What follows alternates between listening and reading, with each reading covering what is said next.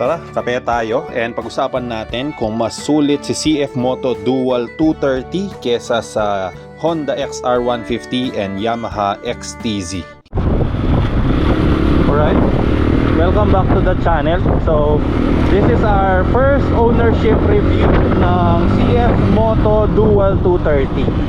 So unang-una, ang comparison nitong binili ko na to, laging nako-compare na mga gustong bumili is yung Honda XR 150. Pero meron ding Yamaha XTZ 125. So nagpo-price range lahat sila ng around 99,000 to 110. So silang tatlo yung magkakalaban sa market. Siyempre umpisa natin tong video na to, umpisa, napakaganda ng sports car doon. Dito magpapagas tayo kasi usapang-usapan yung gas diba? So gas consumption, magkano ba talaga or tipid ba itong CF Moto Dual 230 compared sa mga ibang motor, or tipid ba siyang gamitin pang daily? So ito yung ating CF Moto Dual 230. Yan, papagas tayo and ayan yung sound niya for stock exhaust. Alright, so sa CF Moto, pag pala magpapagas kayo, natatanggal to. Natatanggal yung buong cap. Sanay kasi ako doon sa umaangat lang. So ipupush nyo lang to. Yun. Okay na siya yan. So yan, nakapagpagas na tayo. Check out natin kung gaano siya katipid, or kung tipid ba talaga tong CF Moto Dual 230. So ito yung pinaka dash nya pag nag-on. Hindi ko alam kung nakikita nyo. Napakaganda ng dash, simple lang. Pinakita ko na rin ito sa unang video. Yan, yun yung startup nya.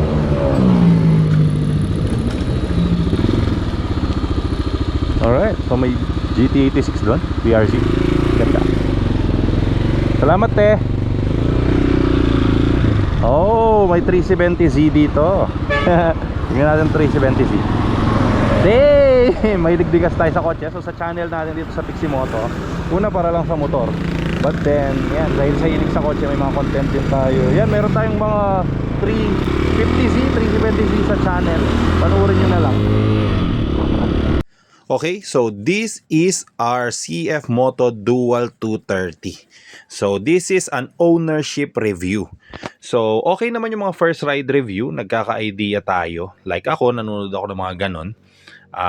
Pero kasi iba yung ownership review, iba yung sayo na talaga yung motor, mas mabibigay mo yung output na kailangan ng mga gustong bumili or kung nagko-consider bumili ng isang motor. Hopefully makatulong ito sa mga kapwa ko riders na gustong bumili ng dual sport, or deciding factor kung bang mag-Honda ka, Yamaha, or the CF Moto. Yan kasi yung magkaka price range. Okay, so sa pag-usapan natin, unang-una, siyempre sa looks. Sa looks, wala akong masasabi. Napakaganda kasi nitong CF Moto. Nandun yung malaki siya. Nandun yung ganda nung design ng mga flaring. Hindi yung basta bilog na lang siya or patusok na lang. So, napakaganda nung design niya. So, sa looks, yan, matangkad kasi siya, malaki. Naka 21 inch na gulong sa harap, 19 sa likod kung hindi ako nagkakamali. And yun, sa looks, kung i-compare ko siya sa Honda, mas prefer ko to kasi yung Honda lahat na lang nakaganon, si XR 150. So very common na siya. Kumbaga sa lugaw, para siyang lugaw lang, walang manok, walang celery, walang mga ganon factor. Para sa akin lang yon, okay? So depende yan sa bibili pa rin. Si Yamaha naman, napakadami ko na kasing naging Yamahang motor. So, hindi na siya exciting sa akin na magka-Yamaha ulit. So, yun ang reason bakit ako napunta sa CF Moto Dual 230. Ngayon, both yung tatlong bike naman is sulit naman bilhin kung yun yung pinag-uusapan. But since we are reviewing the CF Moto Dual 230, pag-usapan naman natin yung power niya. So, sa looks, 9 out of 10. Sa power, I'll give it like 7 out of 10 lang. Yes, napakaganda ng torque, napakadaling gamitin, napakabilis, umarangkada. Pero yung top speed niya, pagdating mo ng 78, 80, 90, napakabagal ng umangat ng speed. I am just 90 kilograms, 5'10 ang height. So, para sa akin mabagal na 'yun. Hindi ko alam mga sa ibang nagmomotor, pero sa akin medyo mabagal na 'yun. Kung hirap na siyang mag 80-90 ang top speed. Pero ang pinakamabilis na natakbo lang nito sa akin is 93, 94 hanggang 95 lang kph. Okay naman, pero nga kung naghahanap ka ng speed, yun. Sa akin, 7 out of 10 sa power, sa speed. Flexibility sa daan, wala kang masasabi. Para kang naka-scooter. Magaan yung motor at 132 kilograms lang yata, parang ganun. Basta magaan, super gaan niya sa pakiramdam. Very flickable. So, para ka lang naka-scooter. Pag naka-stop or pag umaandar or pag sumisingit sa daan. Now, pagdating naman sa riding comfortability. Yan. So, upong-upo ka sa motor, para kang nakaupo sa upuan, straight yung body mo, straight yung paa mo. Dito sa riding comfortability or yung riding position, I'll give it 10 out of 10. Kasi yung sa foot peg niya, napaka straight niya. So, hindi siya yung naka-forward or naka-backward. Kaya pagkatatayo ka, since dual sport siya, may times na tatayo ka. Nakaka-enjoy kasi tumatayo dito. Malalaman nyo kung nagdo-dual sport kayo or pag bumili na kayo nito. Hindi ka na kasi tumitigil dun sa mga humps. Hindi ka na tumitigil dun sa mga lubak-lubak. So, yon, isa yun sa mga super fun factor of having a dual sport. Now, pag-usapan naman natin yung braking. Grabe yung braking. Napakaganda ng rear brake at front brake nito. CF Moto. I'll give it kung may 11 out of 10. Basta superb yung braking. See? Napakaganda ng braking niya. Wala kang masasabi. Hindi ako nagmamarket ng CF Moto or kung ano. Siyempre may mga napansin din tayo na hindi maganda sa CF Moto. Unang-una, of course, yung init sa paa, sa may brake, rear brake or sa right na paa nyo, as in nasusunog yung balat mo kung hindi ka nakapants. I'll show it on video. Yan, very quick lang. Yan, mamumula siya ng ganyan. So parang medyo na-burn ng konti. Okay, another issue na napansin ko dito sa CF Moto na hindi ko nagustuhan is yung pinakita ko kanina doon sa sound check ng stock exhaust, basag na yung muffler niya. 200 odometer pa lang to. Hindi naman ako ganun puro full throttle, pero I'm riding it well. Pero yon, may kumakalaksing na dun sa stock exhaust, which is napapalitan naman. I'll upgrade it to an aftermarket exhaust. I'll have more fun, pero as a stock, 'di ba? 200 kilometer pa lang, break-in pa lang, sira na agad. Hindi ko alam kung ako lang, pero at high RPM, like 5,000 RPM, yung vibration grabe, tapos parang may mga nangangalaksing. Alright, so nakabili na tayo nitong Selecta Creamy Latte.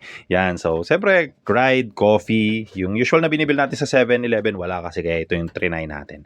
So this is like yung pinaka masasabi ko sa CF Moto. Yung susi niya, napakaganda talaga. Hindi ko alam, kaya pinakikita ko ulit sa inyo kasi, ewan ko, nakakatuwa yung susi niya. Now, CF Moto Dual 230. Masasabi ko bang sulit ito na bilhin? Yes, oo naman. Sa 99,900, di ba? Mura na kasi siya. Mura pa siya sa scooter. So, yan. Unang-unang issue na napansin ko is itong sticker. Gusto ko kasi itong part na to na may kulay pink. Kaso natatanggal agad. Ayan o, may mga natatanggal na siya na part. So, kinatagalan, dumudumi yan. Tapos, hanggang matanggal na. So, kailangan palitan. Papalit at papalitan. Kala ko kasi nung una, parang paint siya. Hindi ko napansin na sticker lang tapos may ganun pa na clear. Muffler. Meron siyang tumutunog. Hindi ko alam kung ano. Pagka igagas mo, parang meron siyang kumakalaksing na... Andali, try natin paandar.